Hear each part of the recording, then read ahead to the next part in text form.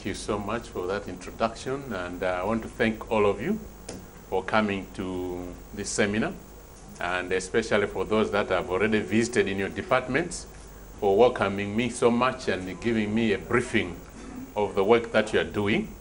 In terms of the seminar, we'll have two parts. The first part will be showing a video clip of NASFAM. In 2009, NASFAM won the Yara Award for a Green Revolution in Africa. In the presentation, it was just showcasing what NASFAM is about. And after that, then we'll go into the PowerPoint presentations. During the presentations, you are free to make any comments and ask any questions as we are going along, instead of waiting until the end to do the question and answer. Thank you so much. The video clip will come now. If we can dim the lights.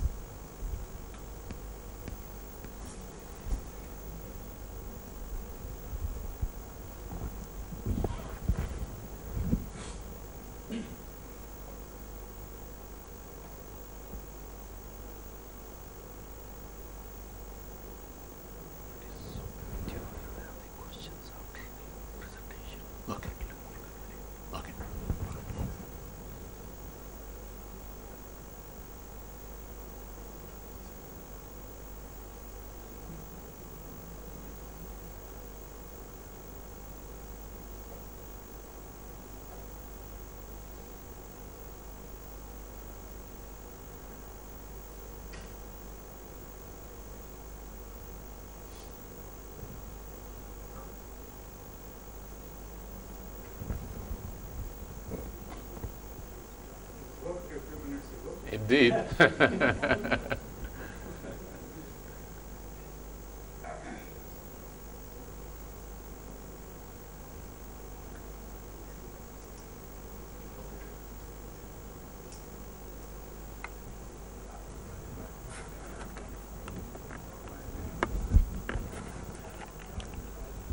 volume? It's okay.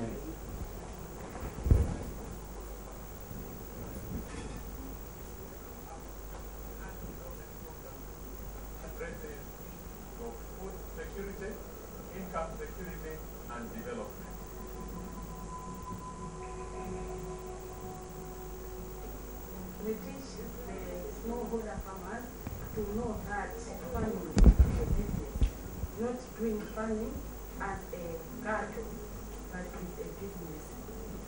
I would like to see a NASFAM member knowing any new technology of farming and doing it, just not only to know, but doing it, show the action that he or she is a smallholder farmer of NASFAM. So we're working right now with the organizations that do research, part of the CGIAR centers, ICRISAT, IITA, and so on, ICRA, to bring new seed, new varieties that improve their productivity and that improve quality. And we need to have markets at work. And markets at work is demand that the smallholder farmers to be involved in the value chain. And not just to produce and sell a raw commodity, but to start moving up the scale. And that's something that NASFAM has to continue to do. We are improving our rights. And also in our families, things are changed now. We tried all the best to send our children to the reasonable schools and to pay the school fees for them. Now we tried also to send them in the high secondary schools. We tried all the best to pay them the school fees, because now we know that farming is a business.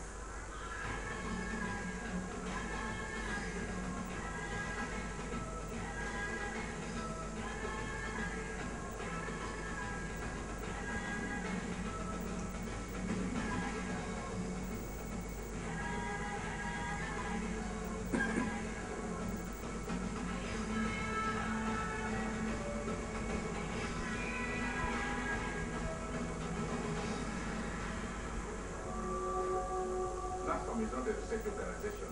So we depend on collaboration, on networks, on partnerships, and in here we're talking about public and the private sector partnerships, PPPs, so that whatever the private sector is doing and what the public sector government is doing, we can bring it to bear to help the NASFAM smallholder farmers members benefit from those technologies. So we want government to come in and help, together working with NGOs, to make sure that farmers are working collectively, and that means not just providing the policy environment, but also even material and the other resources that can help smallholder farmers to have a hand up, so that they are treating farming as a business, they are getting access to the markets, improving their lives and their livelihoods.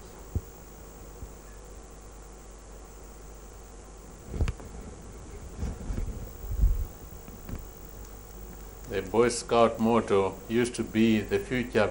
Oh, that's NASFAM. The future belongs to the organized, but the Boy Scouts motto is be prepared. So I think we've proved that this morning that we should always be prepared. Partnerships for smallholder development to access markets. The presentation will be starting with an introduction to Malawi. For those who don't know Malawi, smallholder farming in Malawi, the elements of it, what are the challenges that smallholders are facing, the birth of NASFAM, NASFAM corporate structure, our vision and mission, our development methodologies, NASFAM functions, strategic services to members, partnership for development of market access, linkages to markets, domestic and international, the keys that have led to our success, the main challenges we are facing, and the conclusion. And I've just been corrected that it would be better to run through the presentation and then have the question and answer at the end. This is Malawi, the warm heart of Africa. Warm heart because of the warmth of its people and the warmth of its climate. I thought Malawi was warm, but last night I couldn't sleep because this is much, much warmer. But we've been dubbed the warm heart of Africa. For those who've been to Malawi, they will know why. In terms of smallholder farmers in Malawi, the average farm size is 1 hectare. Using the hand hoe as the main tool, people may have more than 1 hectare as a family, but when they cultivate more than 1 hectare, because they're just depending on the hand hoe, they get caught up at the peak periods, especially for weeding, for example. If you cultivate more than 1 hectare, in the old days you used to use your children as farm labor to do the cultivation, but nowadays primary school is free and children are supposed to be in school and not in the field. And also there are a lot of issues to do with the child labor. The Ministry of Labor is on the watch out to make sure that people are not using their children for child labor. So if you, because it's off season, you can cultivate more than 1 hectare. When it comes to peak work on the field, then you get caught up. So people can really effectively cultivate about 1 hectare. More than 80% of the population are smallholder farmers and account for 85% of agricultural production. Up to the 60s, most of the production was in the hands of the large-scale estates, but that has changed a lot, and now the smallholder farmers are responsible for 85% of our production. Primarily, smallholders are subsistence farmers. They've been told, produce enough for your family and don't bother us. But we are saying farming is business, and as business, you need to approach it with business principles. You can't do it working on your own as a smallholder farmer. You need to belong to a collective group, whether it is a club, a corporate, a cooperative, or an association, and therefore we are promoting farming as business. The main food crops that have been grown are maize, supplemented by rice, cassava, sorghum, pulses, and sweet potatoes. And since the early 1990s, smallholder farmers have been allowed to produce and export industrial crops like tobacco. Some of the challenges that smallholder farmers face, there are many, but these are the ones that we are dealing with as NASFAM. Access to credit and high interest rates. If you want to start producing commercially, you need to be able to source high quality inputs, and that demands that you should borrow money. When we started NASFAM about 15 years ago, interest rates in the banks were about 50%, and smallholder farmers were accessing at 68%. Now interest rates in the bank are 17%, and smallholder farmers are accessing at 27 to 30%. Prices of agricultural inputs, Malawi is landlocked. Therefore, everything that we use, fertilizers especially, have to be bought and have to be brought in at very high cost, and that is something that is affecting productivity. The access to those inputs, particularly certified quality seed, the big companies like Seedco, Monsanto, and so on, used to deal with legume seed before, but they stopped doing that because they know that a farmer, once he has bought the seed, 2-3 years, he will not come back to buy more. So they're just dealing with maize, hybrid maize, because they know that every year farmer will go to buy.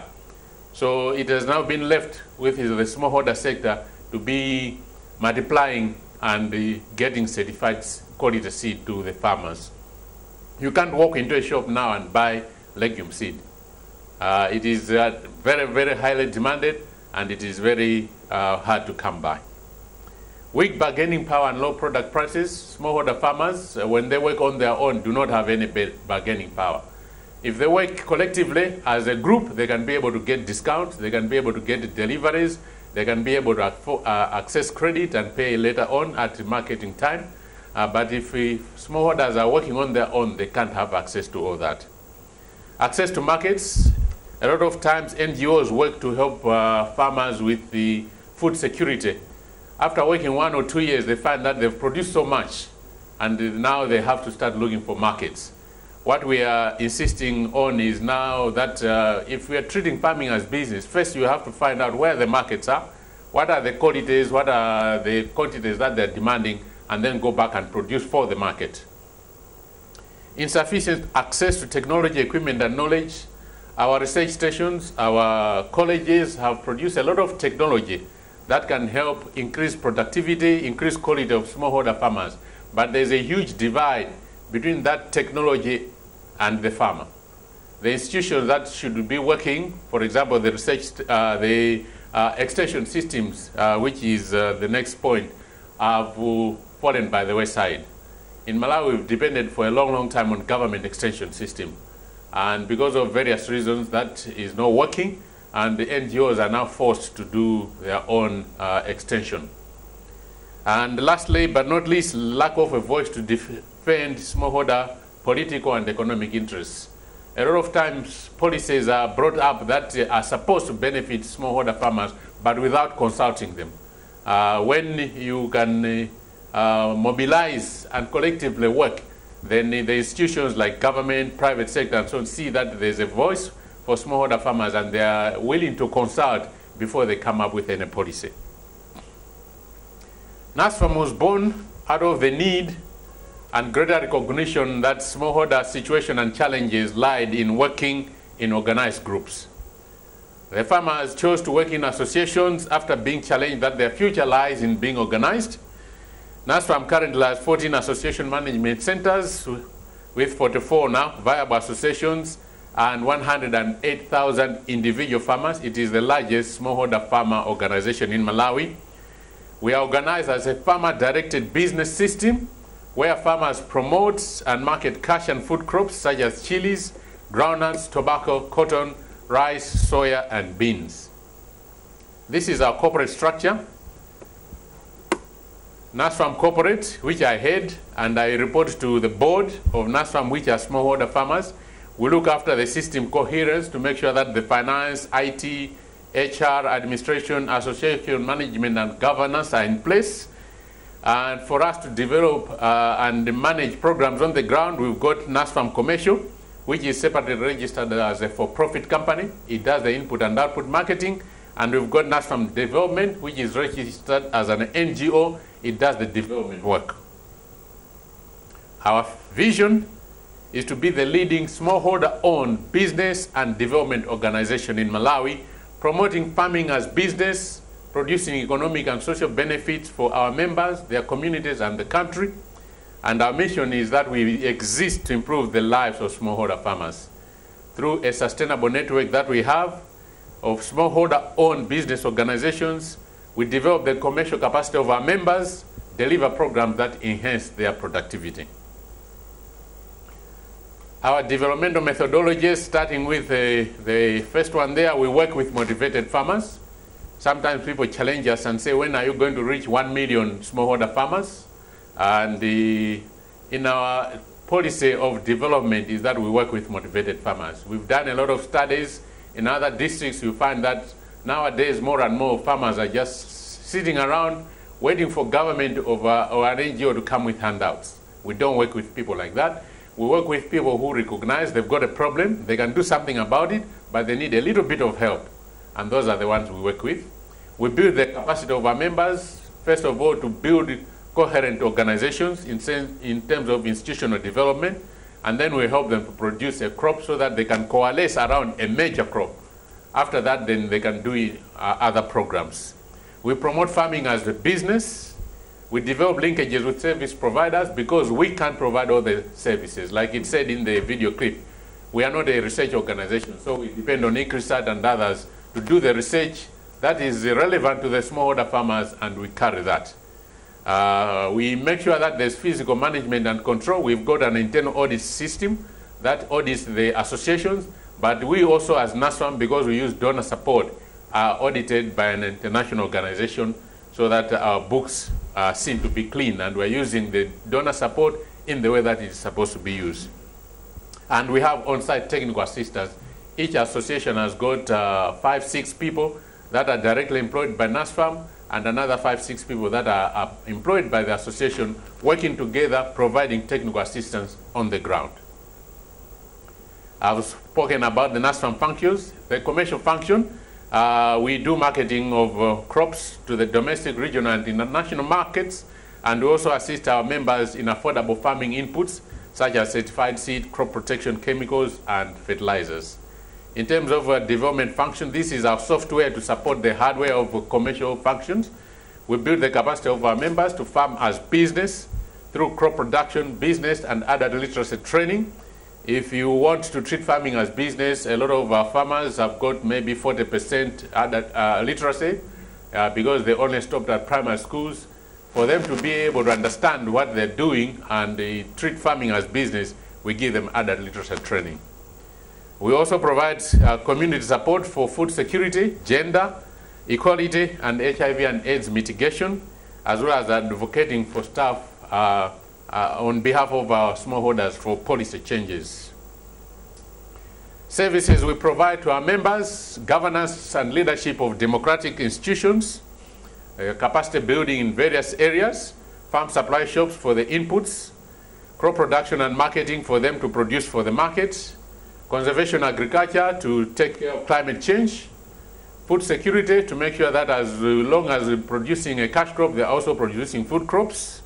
Up to the year 2000, we were only helping them with cash crops, but we had a drought in the year 2000, and in 2001, there was no maize available. We worked with the grain reserves to buy maize and send it to the farmers, but we realized that we needed also to help them to produce a food crop. We do a lot of policy and advocacy, either working alone or in tandem with other like-minded organizations. HIV, AIDS, and gender integration are part of it. At first, we said the Ministry of Health and the other NGOs were 100, but we saw that the support was not getting to the most remote parts of the country. So we started on HIV and the AIDS gender integration. At the time we were starting, HIV AIDS preference in Malawi was more than 20%. Right now, the preference rate has gone down. It is at 12%. Information and communications, very vital to be able to communicate what you are doing, both with your members and also with other stakeholders. Adult literacy and numeracy, I've mentioned that.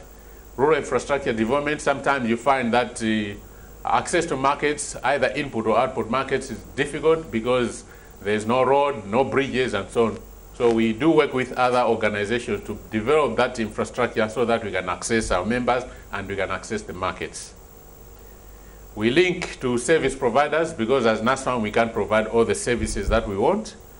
And we do a lot of monitoring and evaluation, either as a single project monitoring and evaluation, but also every year we monitor all the programs of NASFAM.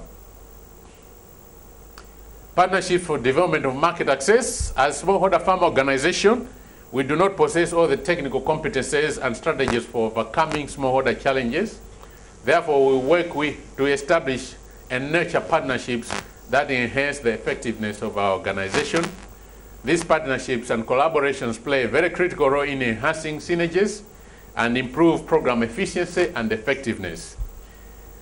We look at any activity that is conducted by another organization which furthers our vision or goals as generally beneficial to NASFAM membership, and thus we welcome and support that. All the better, we also influence the manner in which that is carried out, and we maintain an open dialogue with most organizations involved in smallholder farmer and rural development, both public and private sector. In terms of our partnership with ICRISAT, over the years, we've been spearheading crop diversification agenda to reduce reliance on maize and tobacco. One of the major challenges to this agenda has been the access to quality certified seed, as well as development of varieties that are suitable in the present changing climate conditions. And our partnership started in 2000 to 2005 under our Strategic Development 1, where we saw that we needed to help farmers to access high quality seed. And we provide our member associations with a deeper level of technical assistance, and we act as a conduit for results from research on new technologies, new crop varieties, and so on. And ICRISAT, as a seed breeder, multiplies seeds so that many farmers can have access to good quality seed.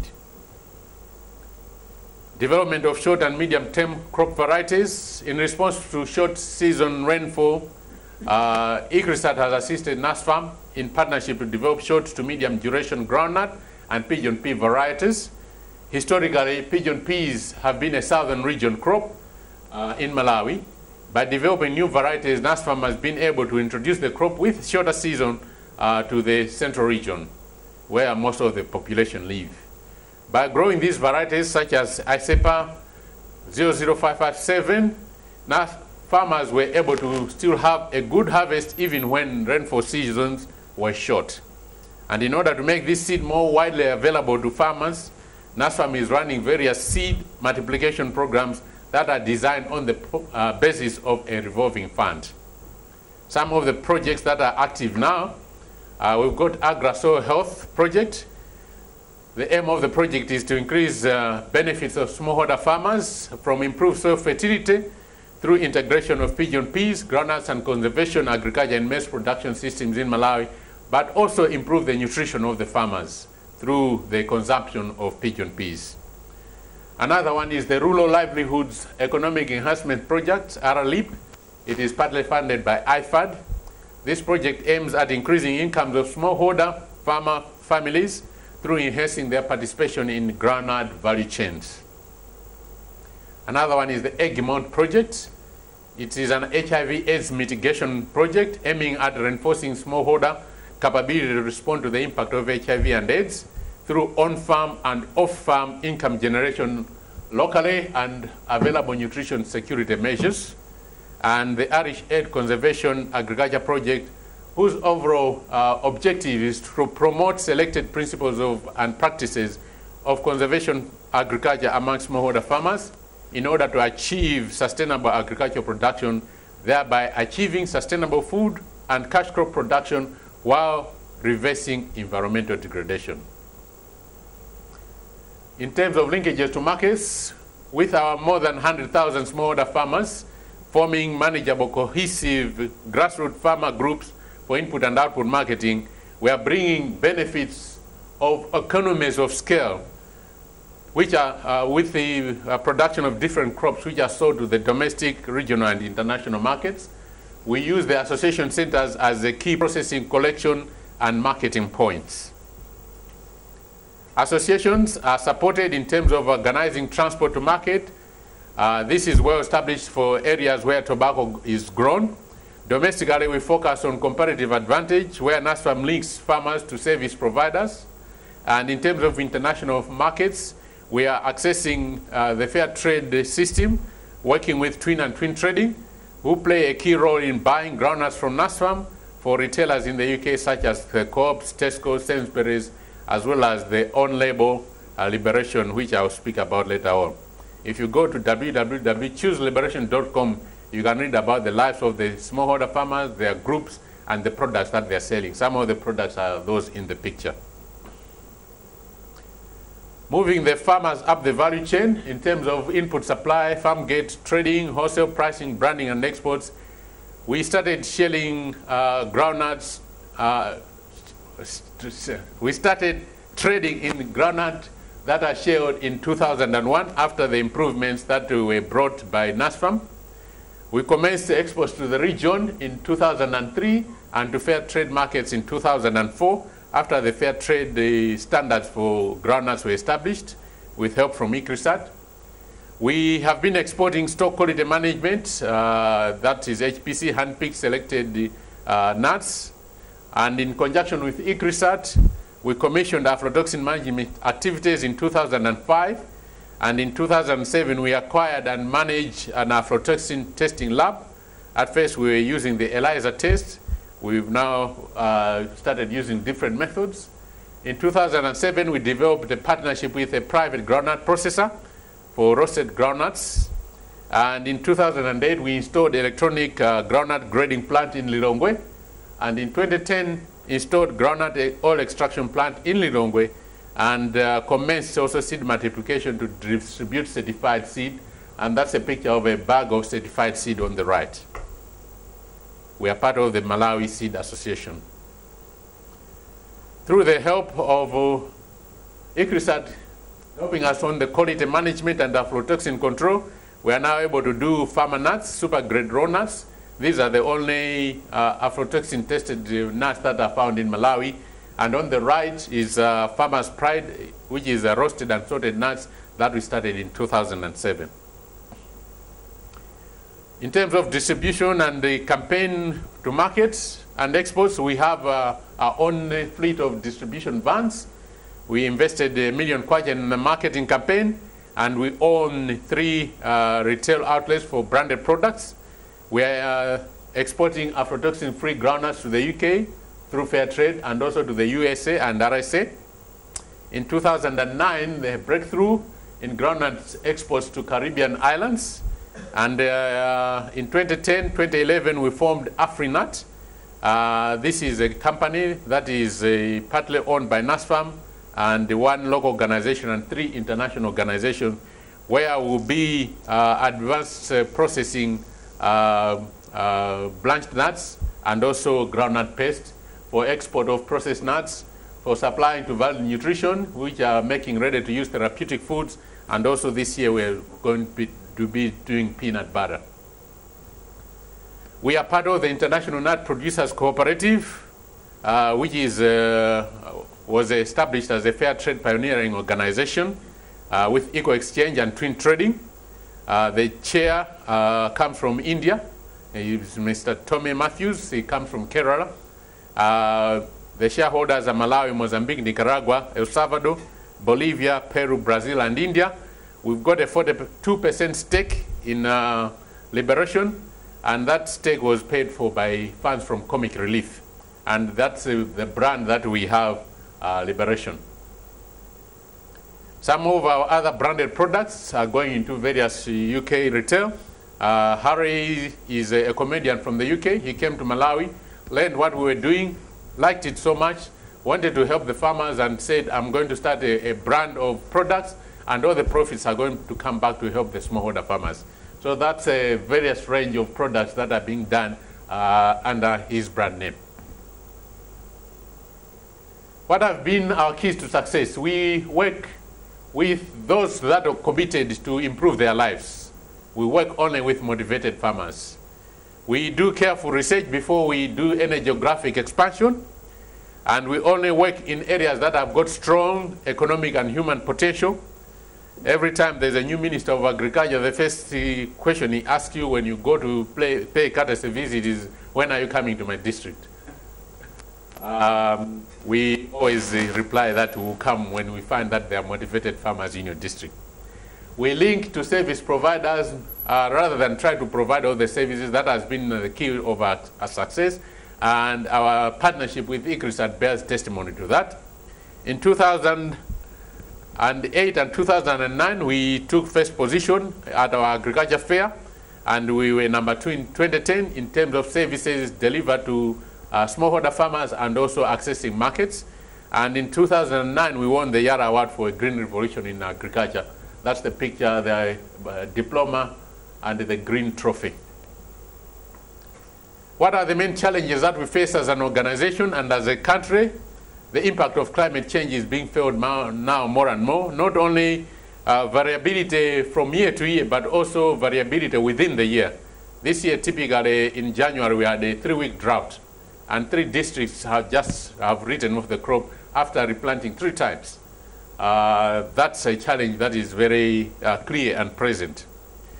Association-directed area-focused economic growth, we need to be able to develop programs that are specific to certain areas. We can't be developing generic programs at NASFAM level and not work with the areas where the growth is supposed to be.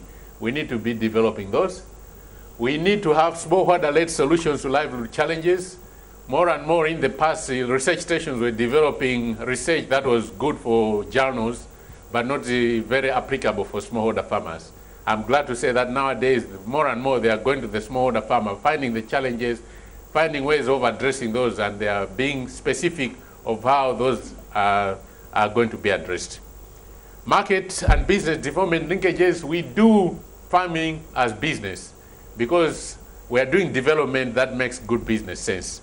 And therefore, business and market development linkages are very, very critical. As a country and as an organization, we've been over-dependent on tobacco and maize. Last year, as a country, we produced 240 million kilograms of tobacco, but we earned the least amount of dollars, $292 million, when every year we earn between $400 and $500 million. And that is a challenge we have to face. In the past, we've been saying we will diversify with tobacco, but now we've changed that policy. We'll be diversifying away from tobacco. Membership growth and participation, very, very important. We need to keep expanding, keep growing, but it has to be growth that is sustainable. In conclusion, traditional ways of farming by smallholders face many, many challenges. You need to be doing farming as business in order to meet those challenges. Marketing of raw produce at the farm gate again faces many challenges, including unstable prices which are dictated by world market prices. Therefore, it is desirable to be moving farmers up through the value-added processing for local markets and out in processing for regional and fair trade markets for them to benefit from farming as business. The NASFAM ICRISAT partnership has enabled most smallholder farmers in Malawi to access good quality legume seed, which is very important for both soil nutrition and also people's nutrition. NASFAM has for 3 years running provided legume seed to the Farm Input Subsidy Program. Last year, we provided 700 metric tons to that program, which was enough to benefit more than 300,000 smallholder farmers. And NASFAM has been able to access domestic, regional, and international markets for groundnuts, following quality and productivity improvements that have come because of the partnership with ICRISAT. And the partnership is making available legumes and rice seed on the retail market, hence reaching out to the general farming community. In NASFAM, we believe that the future belongs to the organized. That is our motto. And I believe that yours is science with a human face, but I think there is something missing there. It should be a happy human face. Thank you very much. That's the end of our presentation. Can I ask you to moderate the question and answer? Thank you so much. Thank you, Chibonga, for giving us this presentation. It has given us a good view of what NASFAM has done and plans to do in the future. I'm happy to see that you are trying to get away from tobacco and getting into more diversified production, which would possibly be good for the farmers, because for the last 3 years I've been going to Malawi during the harvest season, and I find a lot of tobacco not being picked up by the traders, and farmers really having a hard time. I didn't see unpicked either groundnut or pigeon fish. They were always sold, and farmers didn't have any complaints at all. Now, the floor is open for any questions, comments, clarifications. Kevin? My question is on Pigeon Pea only. I would like to know what your organization is doing for value addition as well as promoting market in Pigeon Pea and also increasing area, because sooner or later you will realize that water scarcity is increasing in all places, so it will be in Malawi. So that means you might like to increase area. So what are your plans for these two? Because these are the two, these the crop where farmers can earn money, hard money quickly. Shall we take several and then answer, or should we be answering every question when it comes? Yeah, I think you can. Okay. Thank you so much. We started growing pigeon peas. This is our second season. And instead of selling it raw, we want to be processing it into dal. Part of the reason I'm here is we're establishing the India-Africa Business Council, which is part of the AU Commission, and also attending the Exim Bank Conclave. We were looking for equipment that we can use to process the dal, but like I said, we work with stakeholders that are like-minded. And we found that the Malawi government last year, when they came to India, established a relationship, and some machines for processing pigeon peas into dal have been delivered to Malawi through the OVO program, which is One Village, One Product. So when I go back, we want to be able to work with the machines that have been delivered already. If we see that maybe they are not willing for NASFAM to use those machines, then we'll independently come back to India to try and find machinery that can process into dal. We've met a lot of Indian companies that say, whatever quantity of pigeon peas you can produce, we'll buy. The demand is so huge, and we think that that's a potential area for growth for NASFAM and also for Malawi. Thank you.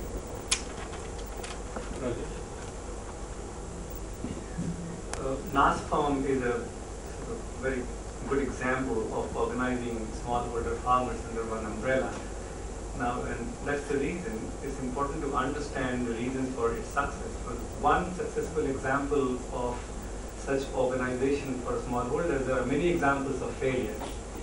And in that context, it's important to understand its structure, governance, and management. While you elaborated the structure by saying that there is a corporate organization, there is a for-profit entity, as well as there is a non-profit entity, and there are 14 associations. But what is not clear is who owns NASFAM. Is it that 100,000 farmers have an ownership right over NASFAM? And how are they linked to the for-profit entity? Who has the voting right? Who controls it? Who appoints the professional management into NASFAM? Like who appoints the chief executive? Who appoints the board? So not all the answers to all this question, but basically trying to understand who owns and controls NASFAM. That's one question. And the other is with respect to the prices that you pay to the farmers for the groundnut. And how do you pass on the benefits of the value addition to the farmers? For example, at the farm gate, you pay a particular price, and you declare a patronage bonus, as is the case in many cooperatives at the end of the year, based on the actual realization, or you pay a price at the beginning and the profits go to the corporation. And one last one, if I may ask, is that you talked several times about you work only with motivated farmers.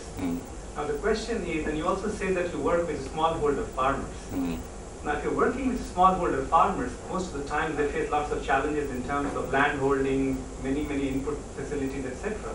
And they are financially constrained. So motivation is also a function of the resource availability. So is there a danger of working only with the large ones because we're talking about only motivated? Is it? And how do you ensure that the smallest of the small one who are motivated but have lack of resources get included within the arm of NASFAM? Thank you very much for those very penetrating questions. First of all, who owns the organization? Is the farmers that own the organization. In terms of our organizational structure, a farmer is a member of a club in the village, minimum of 10 people, maximum of 20. Beyond 30, we don't encourage it because of participation. If there are more than 20, people will say, oh, there's a row there, there's Dyborn. They'll go and learn and they'll come back and teach us. We don't want that. We want every program that we have, the farmers to be going there and actively participating, whether it is a training, whether it is a demonstration, and so on.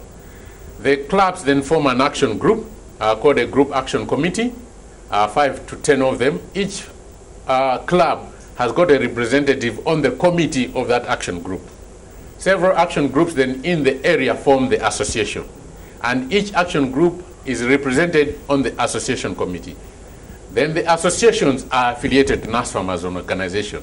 And every year we have an annual general meeting where each association sends 3 representatives to the annual general assembly.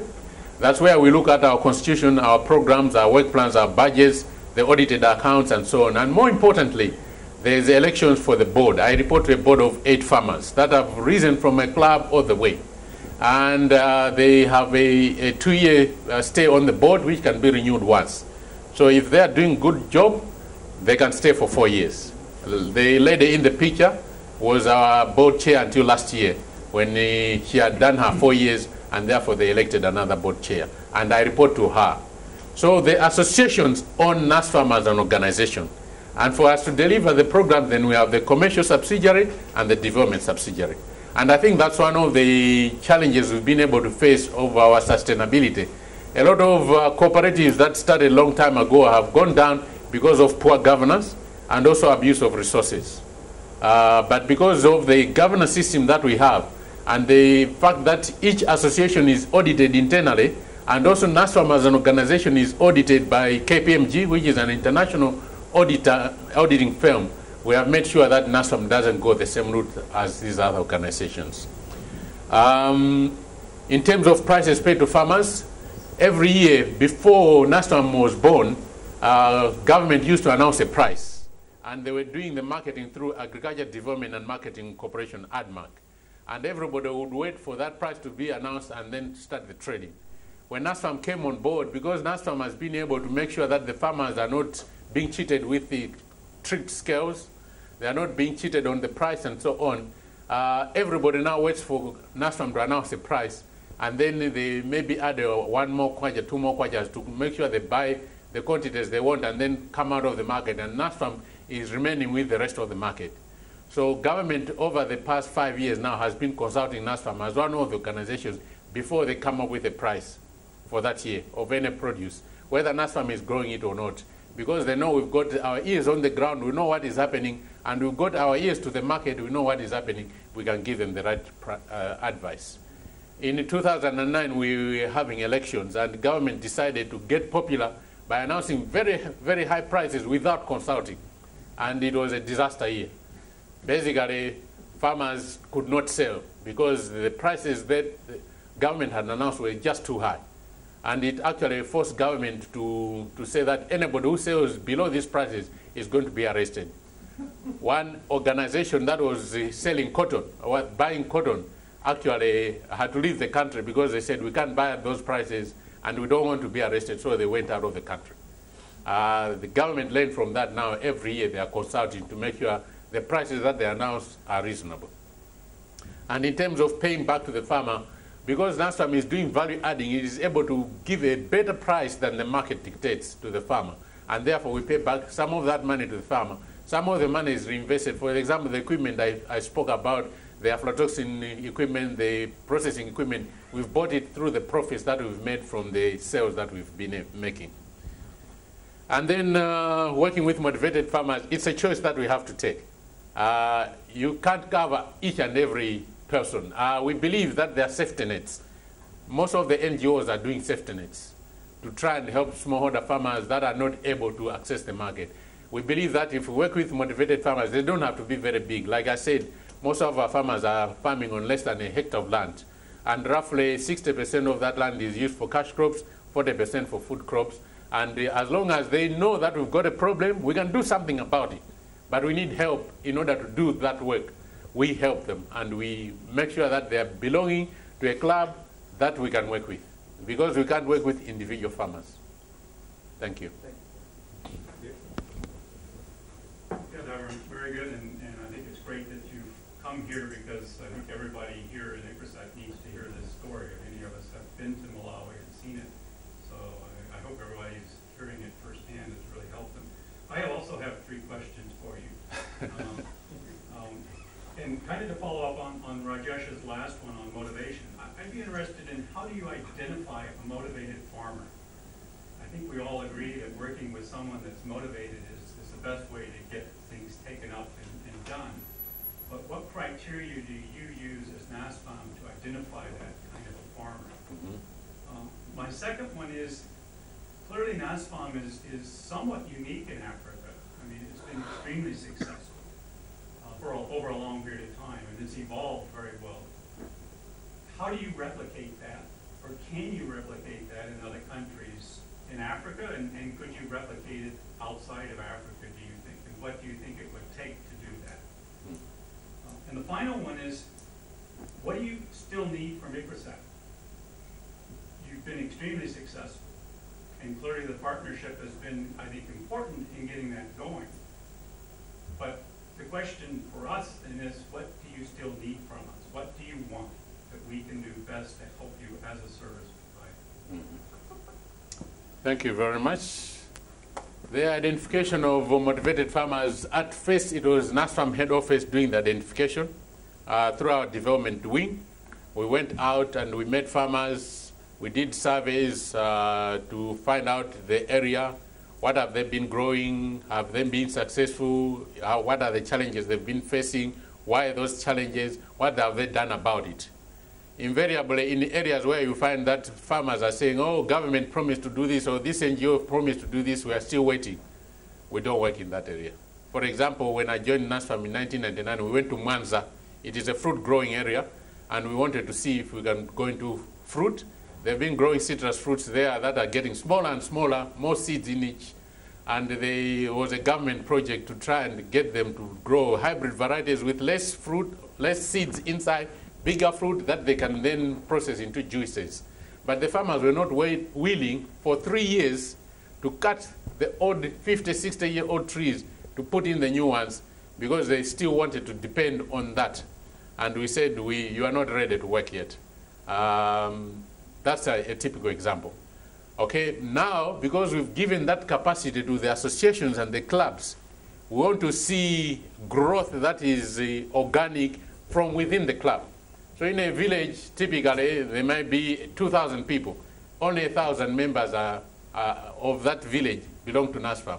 We want them to benefit by seeing the ripple effects of what the NASFAM members are gaining and be motivated to join NASFAM. And therefore, we are empowering the clubs and the associations to be able to attract new membership by campaigning on their own behalf to have new members come in.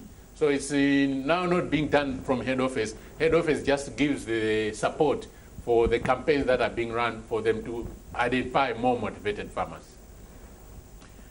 Yes, indeed, the model is unique, and it's a success story. What we're doing is more and more sharing the information and sharing the knowledge and skills with other organizations. We are part of the World Economic Forum on Africa, where we go to share this information so that more and more organizations can see the route we've taken and learn from that, and that we can outscale and make sure that there are more organizations like NASFAM. I think the idea that we've been doing development and business at the same time has led to the success. Because either a lot of people are just doing the development, or a lot of people are just doing the commercial work without a mix of the two. So that mix has been a characteristic of our success. And lastly, I will be able to answer this question more by tomorrow. But one of the things that I've seen already is your watershed management program. It is very, very good. I've been challenging Moses because I learned about Asia and watershed management a long time ago, and I say, why aren't we doing that in Malawi? Because if anything, Malawi is losing, I don't know how many million tons of soil a year into Lake Malawi, Shirin River, and Indian Ocean without being paid for it. We've lost a lot of trees over the years, people making charcoal and using the hardwood for firewood and so on, because our electricity only reaches 7% of the population.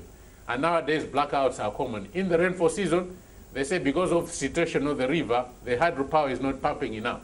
In the dry season, when the low water levels are low, they say because the water levels are low, therefore we're not pumping enough. Typically, you can have a day with 5 hours no electricity. And generator sets have been the norm now for the last 2 years. Now we've got challenges of forex, and therefore even the petrol and the diesel to be brought in is facing a challenge. People are now going for inverters, but the inverters can only give you 3-4 hours of power. So those are major challenges that our dependence on rain-fed agriculture is being affected. And we think that by going into irrigation, by going into water and soil conservation and so on, as NASFAM and as Malawi can benefit a lot. So that's one program already that I've seen that we can benefit a lot from. After I've visited the other departments and so on, after tomorrow I will tell you what more we can do with ICRISAT. Thank you. Okay, two more, Chanda and then Chanda. Yeah, that's good. Thank you for that. It's a very, what NASFAM has done is pretty inspiring. This is, I think my question might link a little bit to the second question about how do you replicate, because it's about the procedure or process. You know, when you first started, because at the village level you're starting to work with a group of farmers, not, you know. So was there already a kind of a traditional system where the farmers used to work together that you could build upon? Was that helpful, or was it, I mean, that was not there and you started from scratch? But if that is, how did you actually motivate the farmers to really come together? That is one. The other is, it's more of a question, you know, now the farmers are growing these crops and it's getting marketed, they're getting good money back. But a lot of empirical studies have shown that when people start, you know, the income is more, it doesn't automatically mean that the nutritional value is also goes up in the family. In fact, many studies have shown that when you're actually growing only subsistence crops, then there's more nutritional value and the balance is not.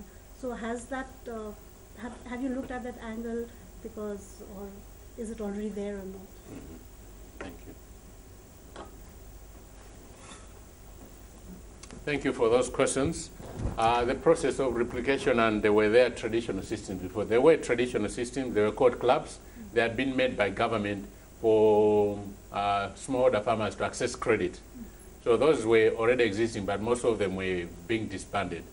So NASFAM started as a project with the support from USAID. They gave money to an organization called ACDI VOCA to come and set up a system where smallholder farmers, instead of just growing tobacco and selling it to ADMAC or just working as tenants on an estate, they could mobilize, grow the tobacco, and take it to the market, to the auction holdings. Okay? In the first year, the project was called Smallholder Belly Improvement Project. That changed within 1 year from 94 to 95 because USAID said our money shouldn't be used on tobacco. And therefore, the process of diversification into other crops started. And ACDI VOCA were working with the clubs that were existing that time. But they saw that the extension system of government was not getting the work done. And they had only 3 years to prove themselves because the project was for 3 years. Already 1 year had been lost because of working in tobacco. And now USAID said, don't work in tobacco. And it meant that they had only 2 years to get the work done. That's when they started employing staff members to be members of what then became Smallholder Agribusiness Development Project, SADP. So we started working with those traditional structures, but just improved them. Malawi has been more than 30 years a one-party state. And therefore, to make these clubs to be independent, to have a governance system that works, it was not easy.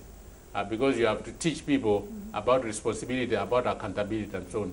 Typically, for example, because of our respect for elders, a club may put together money to buy maybe 30 bags of fertilizer, with the 2 bags going to each member, okay? A chairman or a chairperson can decide to take 4 bags, okay? And nobody will say a thing until it is time to pay back. And because he took 4 bags and he didn't use the 4 bags in his field, he sold 2 to have a ready cash and only used 2. Then they are not able to pay back for that 4 bags of fertilizer. And then people will say, it's not the club, it's the chair. He took 4 bags and hasn't paid back. And people will say, but why didn't you say so right at the beginning? Oh, that's the way, they are our elders. What could we do? So that respect for elders, that tradition, these are things that we teach farmers to say that once you belong to a club, you've got a voice. And if somebody is abusing resources, abusing property, abusing people, you should be able to voice it up.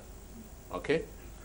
So we started working with the traditional organized clubs, but we had to change them a lot in order to make them successful. And we had to employ staff, starting with the extension field officers, and over the last 3 years now we've done a farmer-to-farmer led extension delivery system, which the farmers are liking much more than working with our technical people. Because the farmer-to-farmers are people that they, as farmers, have seen they're good at production, good at marketing, good at communication, and we give them the training. We give them a push bag, dust coat, pens, calculators, and so on, and every week they meet to say what are the programs that this week will be training our members on. And when we are working with ICRISAT, with other organizations on seed, on varieties, on method, we use those farmers' fields as demonstration plots. And it's within 2-3 kilometers of any farmer. They can come and see that this thing works, and then they can go back and apply. In terms of nutrition and income, it's a very good question. We found traditional that a lot of people were growing crops just to sell. Typically soybeans, up to maybe 2 years ago. Farmers were just growing soybeans so that they could go and sell, and most of the time they were being bought by people that were processing livestock feed, but they were not using them at home. So under our community development programs, we are now not only helping in the productivity and the nutrition of the soil, we also want the nutrition of the family. So we've developed programs on how to process and utilize most of these legumes at a farm